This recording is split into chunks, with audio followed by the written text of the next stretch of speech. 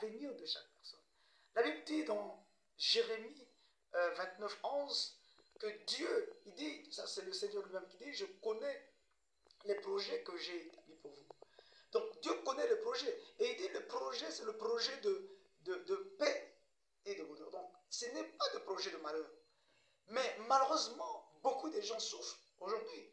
Il y a tant de malheurs. Est-ce que c'est Dieu qui voudrait que nous puissions vivre dans les malheurs? Non. C'est tout simplement parce que nous ne nous efforçons pas effectivement à recevoir le Seigneur Jésus comme Seigneur, afin que nous puissions adoucir nos cœurs. Parce que la Bible dit que si ton cœur est endurci, tu ne peux pas véritablement recevoir les bénédictions venant de Dieu. Et puis, il faut comprendre qu'également, quand nous parlons de cœur, nous parlons également de l'avenir de chaque personne.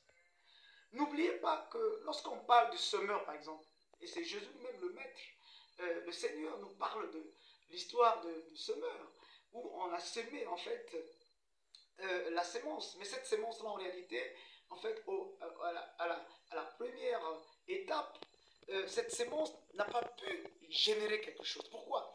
Parce que, en fait, le cœur de la personne était endurci et le diable est venu voler, en réalité, la sémence. Donc, si vous avez un cœur endurci, vous avez par exemple plusieurs personnes aujourd'hui qui disent parfois Dieu n'existe pas. La Bible dit que l'insensé dit à son cœur que Dieu n'existe pas. Oui, si tu dis que Dieu n'existe pas, tu es un insensé.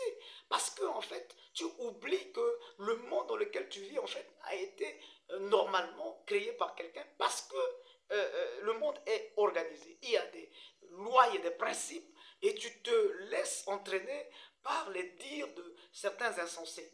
Donc, c'est dire que la première étape, en fait, quand on parle de cœur, c'est que nous devons, en fait, éviter d'avoir de cœur endurci. Si tu acceptes le Seigneur Jésus, en fait, comme Seigneur le Sauveur, automatiquement, Dieu enlève ton cœur de pierre pour te donner un nouveau cœur. Et c'est à partir de ce cœur que tu peux recevoir la sémence qui est la parole de Dieu et qui va te bâtir. Donc, une première personne qui reçoit la sémence, c'est cette personne-là, malheureusement, qui a un cœur endurci. Et s'il refuse effectivement d'accepter la parole de Dieu, il traîne sa vie dans la boue. Et sa destinée, en réalité, aura des problèmes.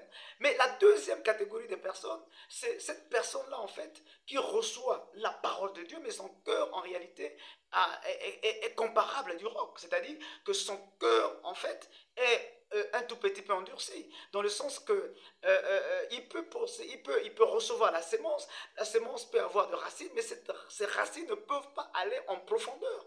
Par conséquent,